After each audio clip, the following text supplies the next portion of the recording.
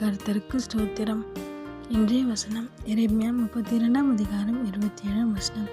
என்னாலே செய்யக்கூடாத அதிசயமான காரியம் ஒன்றுண்டோ. எரேமியா 32:27. என்னாலே செய்யக்கூடாத அதிசயமான காரியம் ஒன்றுண்டோ. இன்றைக்கும் கர்த்தர் உங்களை பார்த்து கேட்குறது இதுதான். என்னால் செய்ய முடியாத காரியம் ஒன்று ஏதாவது இருக்கான்னு கேட்குறாரு. அவரால் செய்ய முடியாதுன்னு சொல்லி ஒன்றுமே இல்லை. அவரால் எல்லாம் ஆகும். தேவனால் எல்லாம் கூடும். ஆமென். விசுவாசிக்கிறீங்களா? நீங்கள் என்ன நினச்சி கவலைப்பட்டுருக்கீங்க? இந்த டாக்டர் ரிப்போர்ட் இப்படி வந்துச்சு, இது என்ன ஆகும்? இந்த காலேஜ் எனக்கு அட்மிஷன் கிடைக்குமா? இவ்வளோ பெரிய கம்பெனியில் நான் ப்ளேஸ் ஆவேனா?